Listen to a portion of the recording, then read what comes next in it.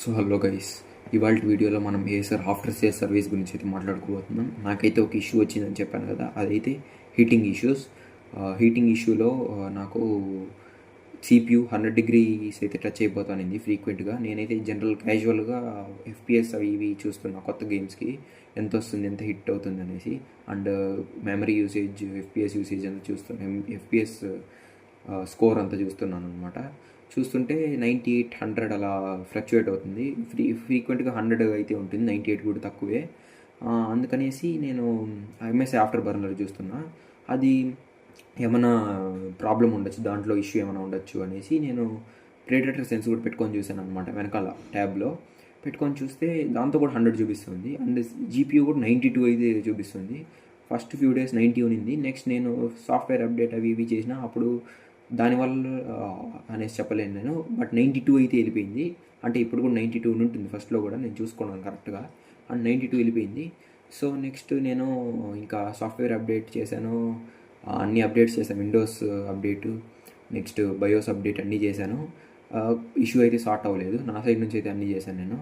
And వెంటనే customer కేర్కి అయితే కాల్ చేసి చెప్పాను, ఇట్లా నాకు ఇట్లా ఇష్యూస్ ఉంది, ఎలా ప్రొసీజర్ ఎలా అనేసి అడిగితే వాళ్ళు ఇట్లా మెయిల్ ఐడి ఒకటి ఇస్తాను, దానికి మెయిల్ చేయండి, మీ ఇష్యూ, మీ ఇన్వాయిస్ అంతా అడుగుతారు, మీ డీటెయిల్స్ అడుగుతారు అన్నారు. సో చేశాను నేను. ఆ మెయిల్ చేసి చెప్తాను, ఒక టైం లైన్ అయితే రాసుకున్నాను అనమాట షీట్లో. సో అది చెప్తాను, అది చూసి. నేను ల్యాప్టాప్ అయితే 23rd Jan 2025లో కొన్నాను. 9 months బాగుంది laptop, no issues. Heating issues లేదు, అండ్ పర్ఫార్మెన్స్ ఇష్యూస్ లేదు, ఏం లేదు, బాగుంది. అండ్ అలా ఇలా క్యాజువల్గా రికార్డ్ చేస్తుంటే తెలిసింది టెంపరేచర్ ఎక్కువ ఉందని. సో నేను ఫస్ట్ కేసు వచ్చేసి 20th అయితే రిలీజ్ చేశాను. అదే రోజు వీళ్ళు కస్టమర్ కేర్కి అందరికి కాల్ చేసి అదే రోజే మెయిల్ అయితే పెట్టాను, అదే రోజే కేసు అయితే రిలీజ్ అయింది. అండ్ ఏసర్ కమ్యూనిటీలో కూడా అడిగాను నేను, ఇట్లా హై టెంపరేచర్స్కి ఏం చేయాలంటే వాళ్ళు అండర్ వరల్డ్ చేసుకోమంటున్నారు. నేను అందుకు కాదు కదా కొనింది, ఆబ్వియస్లీ ఇంత మనీ పెట్టి నాకు 1,30,000 పడింది. అంత మనీ పెట్టి అండర్ వరల్డ్ చేసుకొని ఆడడానికి, FPS క్యాప్ చేసుకొని ఆడడానికి కాదు కదా నేను కొనింది అనేసి కాల్ చేశాను, అడిగాను. ఇట్లా వాళ్ళు చెప్పారు. అండ్ కేసు అయితే రిలీజ్ అయింది అదే 20th 12:39 PMకి అయితే రిలీజ్ అయింది కేసు. స్క్రీన్ షాట్ పెడతా చూడండి. అండ్ ఇన్వాయిస్ అడిగారు, నా పర్సనల్ డీటెయిల్స్ అడిగారు, కాల్ బ్యాక్ చేశారు, కన్ఫర్మ్ చేసుకున్నారు, అండ్ రేస్ చేశారు కేసు ఐడిని. అండ్ అదే రోజు నా నియరెస్ట్ సర్వీస్ సెంటర్ నుంచి, టెక్నీషియన్ నుంచి నాకు కన్ఫర్మేషన్, డీటెయిల్స్ వస్తుంది అనేసి అన్నారు. వాళ్ళు నాతో టచ్లో వస్తా అన్నారు, బట్ నాకు ఆ రోజు అయితే రాలేదు. అందుకని నేను మళ్ళీ మెయిల్ పెట్టాను, నాకేమీ కన్ఫర్మేషన్ రాలేదు టెక్నీషియన్ సైడ్ నుంచి అనేసి అంటే, సరే అనేసి వాళ్ళు మళ్ళీ ఆ మెయిల్ అయితే పెట్టారు, వెయిట్ చేయమనేసి కొంతసేపు. సో వెయిట్ చేసా, అదైంది. 20th నేను కేసు రైజ్ చేస్తే 22nd అంతా టెక్నీషియన్ అయితే వచ్చారు ఇంటికి. వచ్చి థర్మల్ పేస్ట్ అయితే మార్చారు. ఇక్కడ ఏమంటే వీడియో పెడతా చూడండి. ఆయన అక్కడ ఒక GPU ఉంటుంది, CPU ఉంటుంది. లెఫ్ట్ సైడ్ ఉండేది GPU, రైట్ సైడ్ ఉండేది CPU. ఆయన రెండింటినీ CPU అంటున్నారు. అది GPUనా? ఇది GPUనా? అర్థం కాదు. ఇది గ్రాఫిక్ కార్డా? రెండు ప్రాసెసర్లే. ఓకే, మదర్ బోర్డ్లో రెండు ప్రాసెసర్లు. Okay okay. మొత్తం ఇది కానీ ఇది ఉండదు గ్రాఫిక్ కార్డ్. ఇది గ్రాఫిక్ కార్డ్, అది ప్రాసెసర్. ఇన్బిల్ట్, అన్ని ఇన్బిల్ట్. సరే అది పక్కన పెడితే, ఉండేదానిపైనే థర్మల్ పేస్ట్ వేస్తున్నాడు. అంటే CPUకి డిఫాల్ట్ వీళ్ళు కంపెనీ నుంచి సిల్వర్ మెటల్ పేస్ట్ అయితే ఇస్తారు. సో సిల్వర్ మెటల్ పేస్ట్ పైన నార్మల్ థర్మల్ పేస్ట్ వేస్తున్నాడు. అండ్ GPU పైన huge quantity of thermal paste అయితే వేస్తున్నాడు. CPU పైన కూడా సేమ్ మొత్తం వేసేస్తున్నాడు. ఆ రెక్టాంగిల్ షేప్ CPU ఏదైతే ఉందో మొత్తం వేసేస్తున్నాడు థర్మల్ పేస్ట్. అండ్ VRAMs పైన కూడా వేసాడు. థర్మల్ పొట్టి ఉండాలి అక్కడ యాక్చువల్గా, బట్ ఈయన థర్మల్ పేస్ట్ అయితే వేసేసాడు. ఓకే, అది అక్కడ పక్కన పెడితే ఇష్యూ అయితే సార్ట్ అవ్వలేదు కదా అనేసి ఆయన వెయిట్ చేయమన్నాడు 3 to 4 days. 3 to 4 days wait చేసా కూడా ఇష్యూ సార్ట్ అవ్వలేదు. సో మళ్ళీ ఇంకొక మెయిల్ అయితే పెట్టాను ఏసర్ వాళ్ళకి, సేమ్ పర్సనల్ డీటెయిల్స్ తీసుకున్నారు, కాల్ బ్యాక్ వచ్చింది. అండ్ కేసు అయితే రిలీజ్ అయింది. ఏ డేట్కి రిలీజ్ అయిందంటే 26/10/2025 10:20 AMకి అయితే ఇంకొక సెకండ్ కేసు అయితే రిలీజ్ అయింది. స్క్రీన్ షాట్ పెడతా చూడండి, స్క్రీన్ షాట్ ఇటు సైడ్ పెడతా. అండ్ ఈసారి అదే టెక్నీషియన్ అయితే వచ్చాడు, పర్సన్ ఏ అనుకుంటాం ఫస్ట్ టెక్నీషియన్ని. అంటే 3 టెక్నీషియన్స్ వచ్చారనమాట నాకు డీల్ చేయడానికి ఈ కేసుని. సో పర్సన్ ఏ, పర్సన్ బి, పర్సన్ సి అనుకుంటాం. ఏ టెక్నీషియన్ అయితే సెకండ్ టైం వచ్చి మళ్ళీ థర్మల్ పేస్ట్ మార్చాడు. మళ్ళీ ఉండేదానిపైన వేసాడు. ఈసారి కూడా ఆయన టూల్స్ తెచ్చుకోలేదు. లైక్ అంటే బేసిక్ టూల్స్ కావాలి కదా, ఐసోప్రొపైల్ ఆల్కహాల్ వైప్స్ అంతా, అదేం తెచ్చుకోలేదు. ఉండేదానిపైన మళ్ళీ వేసాడు. మళ్ళీ ఫుల్ కవర్ చేశాడు. ఫుల్ ఆ సర్ఫేస్ అంతా కవర్ చేశాడు సిపియూది థర్మల్ పేస్ట్తో. అండ్ మళ్ళీ వెళ్ళిపోయాడు. మళ్ళీ వీరామ్స్ పైన వేసాడు, వెళ్ళిపోయాడు. మళ్ళీ థర్డ్ కేసు రేస్ చేశాను. ఈసారి పర్సన్ బి అయితే వచ్చాడు, అంటే టెక్నీషియన్ బి వచ్చాడు. టెక్నీషియన్ బి వచ్చి ఉండేదానిపైన మళ్ళీ థర్మల్ పేస్ట్ వేసాడు. మళ్ళీ థర్మల్ పేస్ట్ వేసి వెళ్ళిపోయాడు. And by the way November 3rd 9:56 AM అయితే రేస్ చేసే థర్డ్ కేసు నేను. అండ్ కేసు క్లోజ్ చేశాడు, వెళ్ళిపోయాడు పర్సన్ బి అయితే. అండ్ మళ్ళీ నేను ఆయన మళ్ళీ 3 to 4 days చూడమన్నాడు, సాల్వ్ అవ్వలేదు. మళ్ళీ నేను ఇంకొక కేసు అయితే రేస్ చేశాను, అంటే ఇప్పుడు థర్డ్ కేసు ఇది రేస్ చేశాను. మళ్ళీ ఆ పర్సన్ బి వచ్చాడు. వచ్చి ఈసారి థర్మల్ పేస్ట్ కాదు, నేను హీట్ సింక్ మారుస్తా అన్నాడు. సో హీట్ సింక్ కోసం రిక్వెస్ట్ పెట్టా. హీట్ సింక్ వచ్చింది. దానికి కొంచెం టైం పట్టింది, ఒక 4 days అవుతుందన్నమాట. ఎక్కడో నియరెస్ట్ వేర్ హౌస్ నుంచి రావాలి కాబట్టి వచ్చింది. ఆయన వచ్చాడు, హీట్ సింక్ మార్చాడు, మళ్ళీ వెళ్ళిపోయాడు. ఈసారి కేసు క్లోజ్ చేయలేదు. కేసు క్లోజ్ చేయకుండా అలాగే ఉండింది అనుకుంటా. నేను అది చూసి కన్ఫర్మ్ చేస్తాను, ఇక్కడ టెక్స్ట్ పెడతా. అలాగే ఉండింది అదే కేసు ఐడితో. అండ్ నెక్స్ట్ టైం నేను 3 to 4 days అయినా మళ్ళీ కాల్ చేశాను. ఇట్లా ఇంకా తగ్గలేదని ఆయన పర్సనల్ నెంబర్కి చేశాను. ఆయన పర్సనల్ నెంబర్కి చేస్తే ఆయన సరే ఈసారి మదర్ బోర్డ్ మార్చేస్తా అన్నాడు. పోయేటప్పుడే ముందుసారి హీట్ సింక్ చేంజ్ చేసిపోయేటప్పుడే మదర్ బోర్డ్ మార్చేస్తా అన్నాడు. సో సరే అనేసి నేను వీళ్ళు చెప్పాను, తగ్గలేదనేసి థర్మల్స్. ఈసారి మదర్ బోర్డ్ మార్చేస్తా, వస్తా, నేను ఆర్డర్ పెడతా అది మదర్ బోర్డ్ అన్నాడు. సో సరే అనేసి నేను 3 to 4 days వెయిట్ చేశాను. మళ్ళీ వచ్చాడు. ఈసారి కాల్ చేసి నాకు ఉన్నారా అనేసి అడిగాడు. ఇంట్లో ఉన్నాను అంటే ఈసారి చేంజ్ చేస్తా, వస్తాను అనేసి అన్నాడు. సరే అన్నాను. మదర్ బోర్డ్ అన్నాడు కదా అనేసి నేను అడగలే మళ్ళీ కాల్లో. బట్ ఇంటికి వచ్చి కొంతసేపటికి ముందు కాల్ చేశాడు, వస్తున్నాను నేనే. వచ్చేటప్పుడు మదర్ బోర్డ్ చేంజ్ చేస్తారు కదా అన్న అనేసి అడిగిన డౌట్ వచ్చి నేను. కానీ ఫ్యాన్స్ అన్నాడు ఆయన. ఫ్యాన్స్ అన్నాడు. సరే చేంజ్ చేయని తప్పలేదు, ఫ్యాన్స్ ఇష్యూ కూడా ఉండొచ్చు అనేసి అనుకొని ఓకే అన్న చేంజ్ చేశాడు. అందులో కూడా ఒకటే వచ్చిందంట. అంటే 2 ఇది ఉంటుంది, ఒకటి జీపీయూ దగ్గర, ఒకటి సిపియూ దగ్గర ఫ్యాన్ ఉంటుంది కాబట్టి 2 చేంజ్ చేస్తే, బట్ ఒకటే వచ్చింది అన్నాడు. సరే ఏదో ఒకటి చేయండి అనేసి ఒకటే చేంజ్ చేసుకున్నా, నో రిజల్ట్. సో అందుకని అదే కేసులో మళ్ళీ నేను ఆయనకే కాల్ చేశాను. కాల్ చేస్తే ఈసారి పర్సన్ సి అయితే వచ్చాడనమాట. పర్సన్ సి వచ్చి మళ్ళీ ఈయన ఫస్ట్ టైం వచ్చాడు. నాకు ఫ్రస్ట్రేషన్ స్టార్ట్ అయింది అక్కడి నుంచి. ఈయన వచ్చినప్పటి నుంచి వచ్చాడు. స్క్రూ డ్రైవర్ తెచ్చుకోలేదు, బిట్ తెచ్చుకోలేదు కరెక్ట్గా అయింది.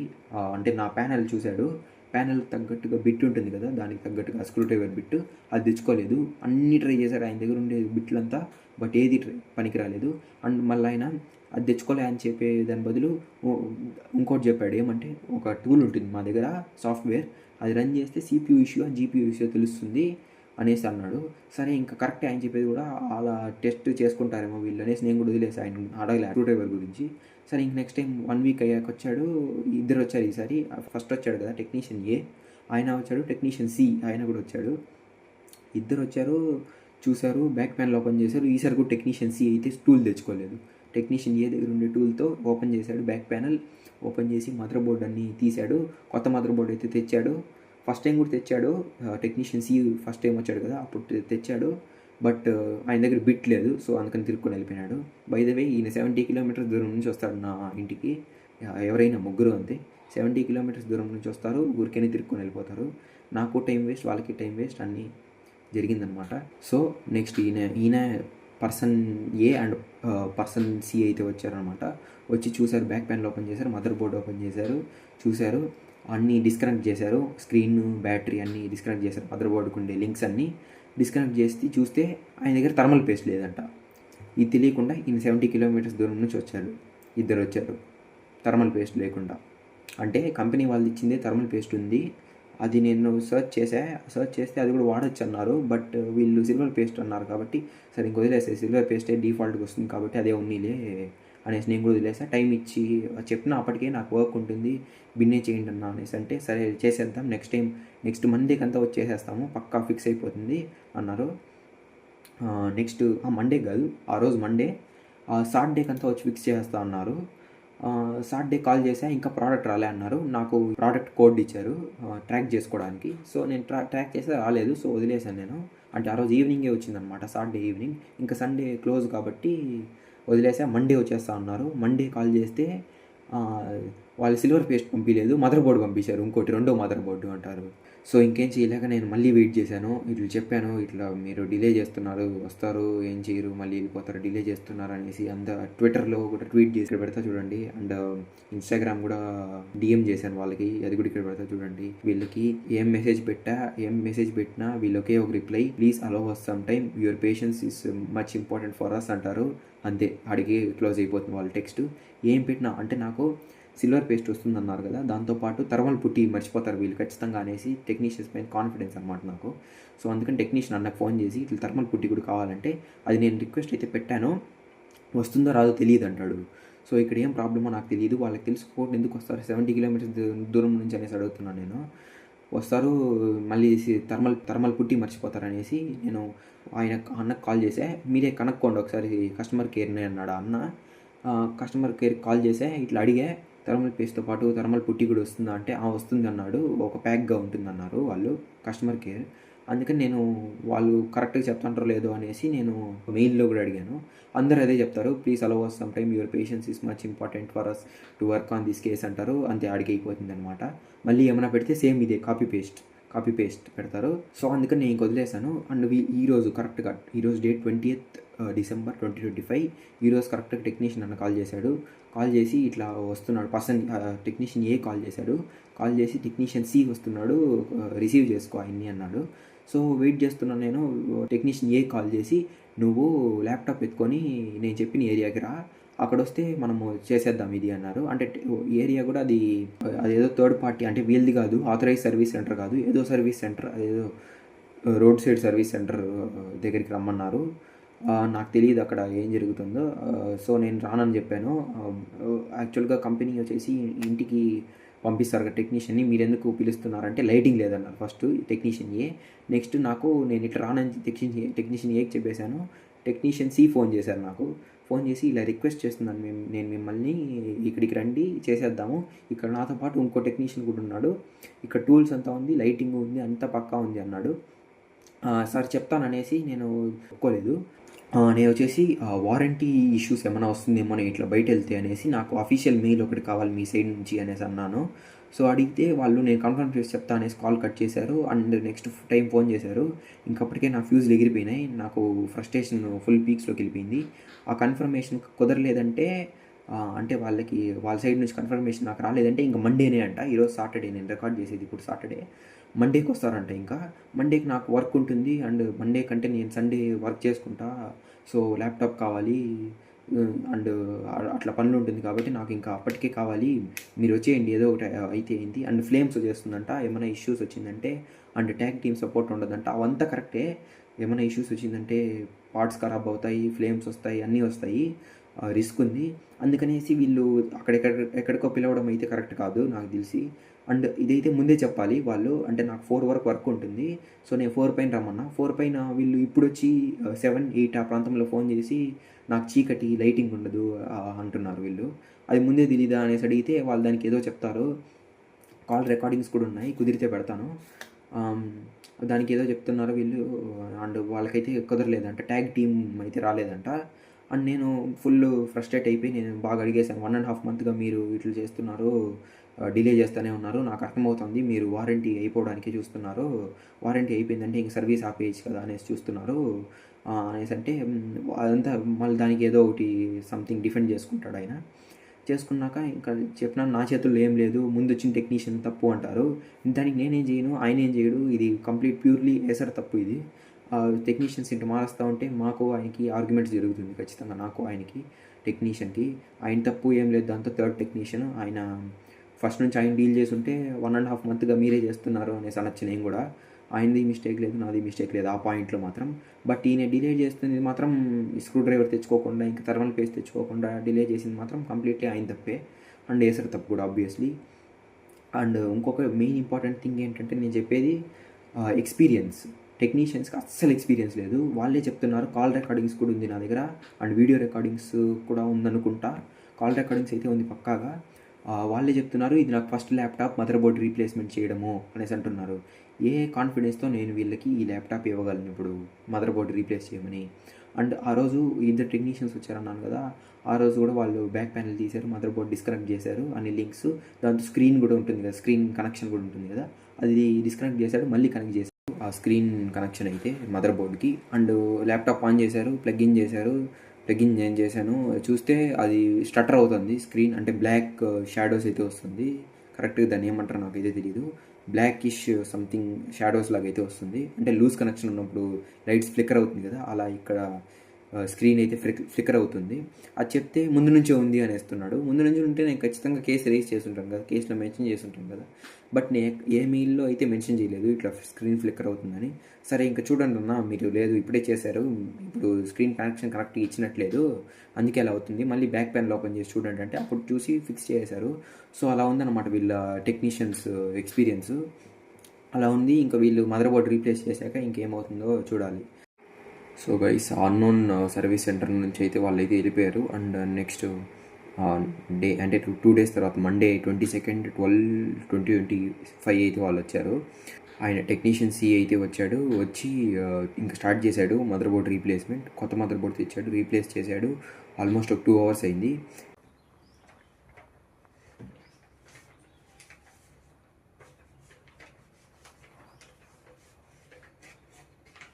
సో ఆయన టెక్నీషియన్ వేసిన విధంగా ప్రపంచంలో ఎవరు వేయరు నాకు తెలిసినంతవరకు సిల్వర్ పేస్ట్ని.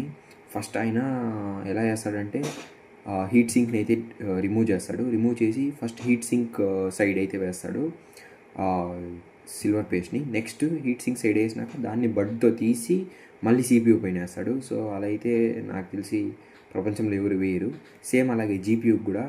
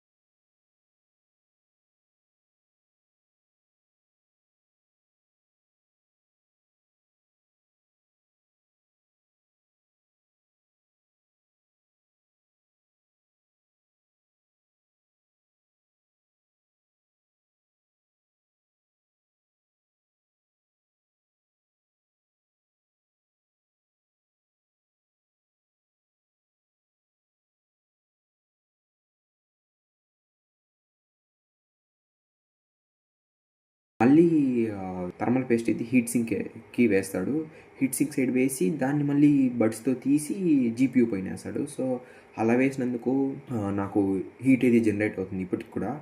ఈరోజు ఒక 10 days అయింటుంది అది అయ్యి, ఈరోజు Jan 9th date 2026, ఈ రోజుకి కూడా నాకు GPU అయితే హీటింగ్ అయితే అవుతుంది. అండ్ ఇదంతా అయ్యాక కూడా ఆయన థర్మల్ పుట్టి అయితే తేలేదు ఫైనల్గానే. ఆ రోజు ఆ వీడియోలో చెప్పినట్లే, అంటే ముందు చెప్పినట్టే హీట్ సింక్ ఉన్న థర్మల్ పుట్టితోనే ఆయన ఇప్పటికి కూడా క్లోజ్ చేసేసాడు. సో మదర్ బోర్డ్ చేంజ్ అన్నీ అయ్యాక టెంపరేచర్స్ చెక్ చేస్తే సేమ్ ఉంది, 100 degrees వస్తుంది.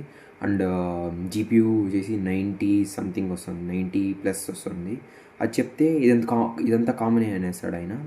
కామనే, కానీ వర్స్ట్ కేసులో 2 years+ అయిందంటే వర్స్ట్ కేసులో 100 రావచ్చు అనుకోవచ్చు, లేదా చిన్న చిన్న స్పైక్స్ వల్ల 100 రావచ్చు అంటే ఓకే, 100 వస్తుందంటే ఓకే. బట్ ఇంకా గేమ్ నేను స్టార్టే చేయలే, లాంచర్ స్టార్ట్ చేస్తా జస్ట్ 100 degreesకి వెళ్ళిపోతుంది టర్బో మోడ్లో. సో అది చెప్తే అది కామనే అంటాడు. లేదు నాకు ఇట్లా అవ్వకూడదు, స్టార్టింగ్లో ఇట్లా అయ్యేది కాదు అనేసి అన్నాను నేను. సో 100 డిగ్రీస్ అలా అవుతుందంటే ఫస్ట్ నుంచి ఎందుకు కాదు అనేసి అడిగాను నేను. అంటే ఆయన ట్యాగ్ టీమ్కి అయితే కాల్ చేశాడు. ట్యాగ్ టీమ్కి కాల్ చేస్తే వాళ్ళు కూడా సేమ్ అదే చెప్తున్నారు. 110 డిగ్రీస్ 110 డిగ్రీస్ దగ్గర CPU కట్ ఆఫ్ అయిపోతుంది, పవర్ కట్ ఆఫ్, ఏం కాదు ల్యాప్టాప్కి అంటున్నారు. నేను ఇలాగే 192, 93 CPU GPU టెంపరేచర్స్లో ఆడితే మహా అయితే 1 ఇయర్ వస్తుంది నాకు ఈ ల్యాప్టాప్. దాని తర్వాత ఏం చేయాలి? అండ్ ప్రతిసారి ఇలా పవర్ కట్ ఆఫ్ అవుతుందంటే ఆబ్వియస్లీ హార్డ్వేర్ వేరౌట్ అయిపోద్ది. వేరౌట్ అయిపోయిందంటే ఇంకా నాకు పర్ఫార్మెన్స్ అంతా తగ్గిపోతుంది. అండ్ ప్రతిసారి హెవీ టాస్క్ చేసినప్పుడు ఇలా కట్ ఆఫ్ అవుతానిందంటే నేను లాంగ్ డ్యూరేషన్స్కి ఎలా వాడను? అండ్ నేనైతే వీళ్ళకి అగ్రీ చేయలేదు. నాకు రీప్లేస్మెంట్ చేయండి లేదా రీఫండ్ చేసేసేయండి, నేను వేరే బ్రాండ్కి వెళ్తాను, ఈ ప్రోడక్ట్ బాగాలేదు అనేసి కాల్ చేసే ట్యాగ్ టీమ్తో మాట్లాడాను. ఎవరో మేనేజర్తో మాట్లాడాను. అప్పుడు వాళ్ళు ఏం చేశారంటే టెక్నీషియన్కి ట్యాగ్ టీమ్ ఫోన్ చేసి స్ట్రెస్ టెస్ట్ చేయండి, ఒక 1 అవర్ పాటు గేమ్స్ లేదా అంటే ఏదైనా చేయండి, స్ట్రెస్ టెస్ట్ చేయండి, అప్పుడు చెప్పండి స్టట్టర్స్ అవుతుందంటే రీప్లేస్మెంట్ చేద్దాము లేదంటే లేదు అన్నారు. సరే నేను ఇంకా GTA 5 ఎత్తి ఒక 1 అవర్ ఆడాను. GTA 5 స్టార్ట్ చేశాను. ఒక 1 అవర్ పాటు ఆడాను, ఏం కాలేదు. అప్పటికైతే 92 మ్యాక్సిమం 94 అలా వెళ్తుంది CPU. అండ్ GPU వచ్చేసి 92, అది కూడా సేమ్ 92, 93, 94 కూడా వెళ్తుంది అప్పుడప్పుడు. అందుకని నేను ఇంకా GPU ఇష్యూ ఉంది, ఈ GPU ఇంకా సార్ట్ అవ్వలేదు, సో కేస్ క్లోజ్ చేయొద్దండి అనేసి రిపోర్ట్ తీసుకున్నాను నేను. రిపోర్ట్లో కూడా నాట్ బ్యాడ్ అని పెట్టాను, ఫోటో పెడతా చూడండి ఇక్కడ. అంతే ఇంకా నేను ఇంకా గివప్ ఇచ్చేసాను ఏసర్ పైన. ఇంకా నేనే చేసుకుంటా అనేసి, ఇంకా మనమే చేసుకుంటాము అనేసి.